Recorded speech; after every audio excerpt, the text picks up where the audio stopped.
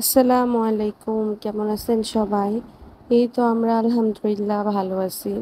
আজকে সকালবেলা ঘুম থেকে উঠতে অনেক দেরি হয়ে গিয়েছে, তো তাড়াতাড়ি করে রান্না চড়াই দিচ্ছি। সকালে উঠেই আগে ছোলাটা উঠাই দিলাম, কারণ আজকে ছোলার বিরিয়ানি করব আর বিকালে নাস্তার জন্য ছোলাটাই রাখবো। তাই বেশি করে ছোলা রান্না করতে দিলাম। যেহেতু অনেক দেরি করে উঠছি, তো আব্বুদের নাস্তা নিয়ে যেতে হবে। প্রতিদিন বাড়িতে থেকে রুটি কিনা হইতো, কিন্তু আব্বু বলল বাসার খাবে, তো আমার জামাই একা একা আটা সিদ্ধ করে রুটি বানিয়ে দিচ্ছে। তো ওইদিকে আমার একটু আগিয়ে গেল আর আমি বাকি সব কাজগুলো করতেছি। আর ওর জন্য নাস্তার প্রিপারেশন করতেছি, ডিম ভাজিবো আর যা যা লাগে, একটু মুরগির গোস্ত আগের আছে, তো ওগুলো দিয়ে আজকে সকালের নাস্তাটা করে নিব। মাশাল্লাহ, আমার জামাই অনেক সুন্দর করে রুটি বানিয়েছে। রুটিগুলো বেশ অনেক ভালো ফুলতেছিল। আমি নিজে হইলেও মনে এত সুন্দর করতে পারতাম না। তো রুটিগুলোকে ভেজে নিচ্ছিলাম, নিয়ে ওকে তাড়াতাড়ি আব্বুর কাছে পাঠাই দিব, কারণ একটু তাড়াতাড়ি খাবার দিতে হবে, দেরি হয়ে গিয়েছে অনেক। আর কালকে রাত্রে তো দিশার থেকে একটু লাড্ডু আর মিষ্টি কিনেছিলাম, কালকে রাত্রে ওরা খেয়েছিল। আর কিছু ছিল, ওগুলাই বের করলাম একটু নর্মাল হওয়ার জন্য, কারণ ঠান্ডা অনেক, সবারই একটু ঠান্ডা লেগেছে তাই আর কি। তো আমি মিষ্টি খাবো, ওরা লাড্ডু খাবে, এগুলো দিয়ে ওদেরকেও নাস্তা করতে দিলাম। নাস্তা টাস্তা করে নিই আর এদিকে একটু শাক বেছে নিচ্ছিলাম।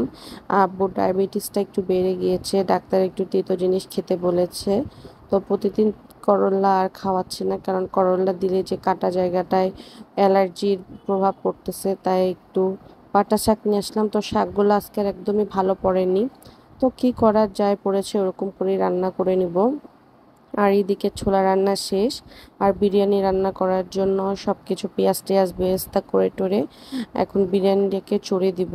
যা যা মশলা লাগে আগে পোলার চালটা একটু ভেজে নিব, দেন এখানে বুট অ্যাড করব। আমার এই বিরিয়ানির রেসিপিটা এই ফেসবুকে আপলোড করা আছে, আপনারা চাইলে দেখে নিতে পারেন। আর এদিকে পাটার শাক রান্না করে নিলাম, আব্বুকে পাটার শাক এক্সট্রা খাওয়াইতে হবে আলাদা করে শুধুই, তো আজকে এগুলোই রান্না করব। আর সকালে মুরগির গোস্ত ছিল, ওটারই একটু বেঁচে গিয়েছিল। আর গোস্ত টোস্ত রান্না করব না, বিকালে বাইরে খেয়ে নিব, আর রাত্রের দিকে বাইরে খেয়ে নিব, তাইলে হয়ে যাবে। আর এগুলো রান্নার ঝামেলা করব না, আর বিরিয়ানি তো থেকেই যাবে। এই তো এগুলো রান্না করে নিলাম আর কি, টুকটাক যা হয় দিয়ে খাবার টাবার দিয়ে আমার জামাইকে পাঠাই দিলাম আবার। তারপরে বিকালবেলা আমার জামাই একটু চা খাবে, তো চা গরম করতে দিলাম, তো দুজনের জন্যই চা উঠিয়ে দিলাম। আর বাইরে খাবো বলছি, তাই আর বাসায় কোনো নাস্তা কিছু করলাম না, ছোলা যেহেতু রান্নাই করেছি। খাওয়া দাওয়া করে টোরে আব্বুকে খাবার দাবার দিয়ে আসলাম হসপিটালে থেকে। রাত 10টার সময় চলে গেলাম চা সারাবেলাতে। চা সারাবেলাতে অনেক দিন ধরেই যেতে চাচ্ছি, বাট যাওয়া হয়ে উঠতেছে না, কারণ একা একা কোথাও বের হতে ভালো লাগে না, আপনাদের ভাইয়াও থাকে না। তো চলে গেলাম চা সারাবেলাতে। বেশ ভালোই ছিল রেস্টুরেন্টটা, খাবারগুলো বেশ ভালোই লেগেছে আমার কাছে। তো ফার্স্টে চা সারাবেলাতে ঢুকলাম, ওদের ডেকোরেশনও দেখলাম বেশ ভালো করেছে, আমার ভালোই লেগেছে। আর এখানে দেখলাম অনেক রিজনেবল প্রাইসে খাবার পাওয়া যায়। আর ওদের সাথে ঢাকায় কাচ্চি মানে একই রেস্টুরেন্ট, মানে আলাদা আলাদা সেকশন শুরু করা। তো ওনারা বললাম যে এখানে গরম অনেক, ওপেন কিচেন যেহেতু, তো বলল যে আপনারা পাশেরটাতে যান, ওখানে খাবার পাঠিয়ে দিচ্ছি। তো যে বলা সেই কাজ, পাশেরটাতে চলে গেলাম, কারণ ওদের ওখানে এসি আছে। আর এখানে ওপেন কিচেন তো একটু গরম লাগতেছিল সেজন্য। তো চলে গেলাম, যাই এখানে অর্ডার করলাম। তো 1 নাম্বার আর 2 নাম্বার প্লেটারটা অর্ডার করলাম, নাকি 2 নাম্বার স্যুপ যেটাতে ছিল, আর 1 নাম্বার 2 নাম্বারই অর্ডার করেছিলাম। আমার স্যুপটা খেতে বেশ ভালো লেগেছিল। অর্ডার করে বসেছিলাম আর আপনাদেরকে সবগুলোর প্রাইস দেখাচ্ছিলাম কেমন প্রাইস।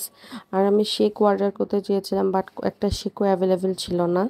তো কি করার, আমি তো খেতাম না কারণ আমার ঠান্ডা লেগেছে, আমার জামাই আবার এই টাইপসের অনেক কিছু শেক খেতে বেশ পছন্দ করে, তার জন্যই করতে চেয়েছিলাম। তো অনেকক্ষণ বসে থাকার পর আমাদের খাবার দাবার চলে আসলো। খাবার দাবার বেশ ভালোই ছিল, যতগুলো খাবার ছিল সব থেকে বেশি আমার স্যুপটা ভালো লেগেছিল, স্যুপটা বেশ মজা ছিল। আমি যদি বলি আপনারা চা সারাবেলায় যান, অবশ্যই এই স্যুপের প্লেটারটা অর্ডার করে দেখতে পারেন, এটা বেশ খেতে মজা, অন্থনও বেশ মজা ছিল। তো এগুলোই খেয়ে নিলাম, আর আমার ঠান্ডা যেহেতু লেগেছিল তাই স্যুপ খেতে আমার বেশ ভালো লাগতেছিল। তো খাওয়া দাওয়া করে নিলাম, খাওয়া দাওয়া করে এখন বাসায় চলে আসব। আর আমার জামাই তো অনেক খুশি, কারণ তার সব থেকে পছন্দের জিনিস পটেটো ওয়েজেস, সেটা সে আজকে মন ভরে খেতে পেরেছে। খাওয়া দাওয়া করলাম, করে টোরে অনেক রাত হয়ে গিয়েছিল যেহেতু খাবার দিতে একটু লেট করেছিল, তাই চিন্তাও করতেছিলাম যেহেতু বাসার এর আশপাশে অনেক চোরের উৎপাত বেড়েছে।